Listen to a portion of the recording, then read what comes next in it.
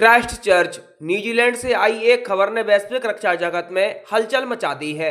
यह खबर किसी साधारण सैन्य उपकरण की नहीं, बल्कि ऐसे विमान की है जो आने वाले समय में युद्ध की दिशा बदल सकता है। बात हो रही है जापान के नए इलेक्ट्रॉनिक युद्धक विमान की, जिसे कावासाकी C2 सामरिक मालवाहक विमान से बदलकर एक अत्याधुनिक इलेक्ट्रॉनिक हमलावर प्लेटफॉर्म में तब्दील किया गया है।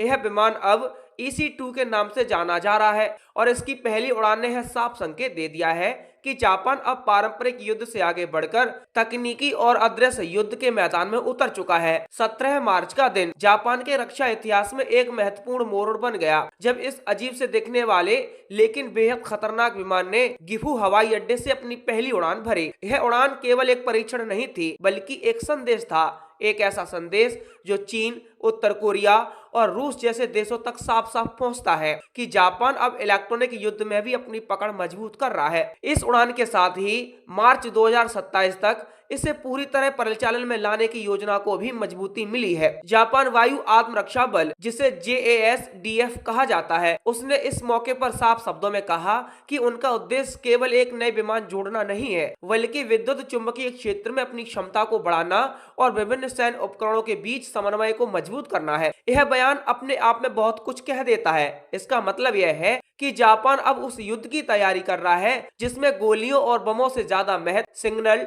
डेटा और नेटवर्क का होगा। यह विमान पूरी तरह तैयार हो जाएगा, तब इसे टोक्यो के पास स्थित इरुमा हवाई अड्डे पर तैनात किया जाएगा, जहां इलेक्ट्रॉनिक युद्ध संचालन समूह पहले से मौजूद है।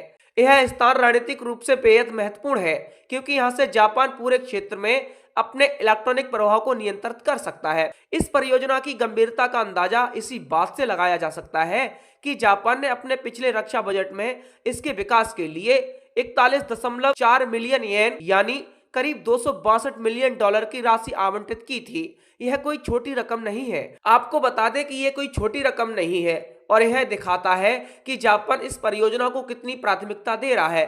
अब बात करते हैं इस विमान की उत्पत्ति की। EC2 को उस पहले उत्पादन मॉडल C2 ट्रांसपोर्ट विमान से परिवर्तित किया गया है, जिसे JASDF को सौंपा गया था। C2 एक 2 इंजन वाला बड़ा मालवाहक विमान है, जो आकार और क्षमता में यूरोप के प्रसिद्ध एयरबस A400M के समान माना जाता है। इसकी सबसे बड़ी खासियत है इसकी भारी वजन उठाने की क्षमता और लंबी दूरी तक उड़ान भरने की योग्यता है। यही कारण है कि जापान ने इसे इलेक्ट्रॉनिक युद्ध के लिए सबसे उपयुक्त प्लेटफॉर्म के रूप में चुना। हालांकि इस विमान की सबसे ज्यादा चर्चा इसकी बनावट को लेकर हो रही है।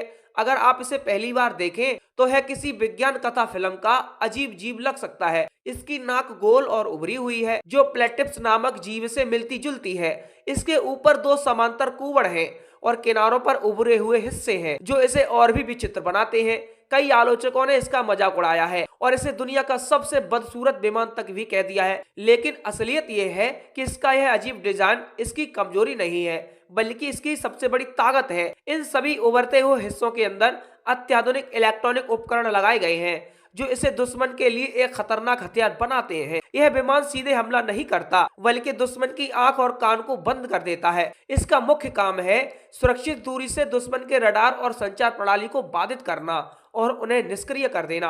आज के समय में हर आधुनिक सेना रडार, सैटेलाइट और डिजिटल नेटवर्क पर निर्भर करती है। अगर ये सिस्टम काम करना बंद कर दे तो सबसे शक्तिशाली सेना भी कमजोर पड़ जाती है। EC2 में लगे उपकरणों की बात करें तो इसमें अत्याधुनिक जैमिंग तकनीक है, जो दुश्मन के रडार सिग्नल को बाधित कर सकती है। इसके अलावा इसमें इलेक्ट्रॉनिक प्रत्युपाय सिस्टम है, जो दुश्मन के हमलों से बचाव करता है। इलेक्ट्रॉनिक सहायता उपाय सिस्टम दुश्मन के सिग्नल को पकड़कर उसकी जानकारी जुटाता है। साथ ही इसमें सैटेलाइट संचार प्रणाली भी है, जिससे यह लंबी दूरी तक बिना किसी रुकावट के काम कर सकता है। इन सभी उपकरणों का विकास जापान ने अपने देश में ही किया है। खास तौर पर उन्नत JALQ5 जैमिंग प्रणाली इसकी सबसे बड़ी ताकत मानी जा रही है। यह सिस्टम दुश्मन के रडार और मिसाइल गाइडेंस सिस्टम को पूरी तरह भ्रमित कर सकता है। अब सवाल उठता है कि जापान को इस तरह के विमान की जरूरत क्यों पड़ी। इसका जवाब एशिया प्रशांत क्षेत्र की बदलती सुरक्षा स्थिति में छुपा हुआ है। चीन की तेजी से बढ़ती सैन्य शक्ति, उत्तर कोरिया के लगातार मिसाइल परीक्षण और रूस की सक्रियता ने जापान को चिंतित कर दिया है।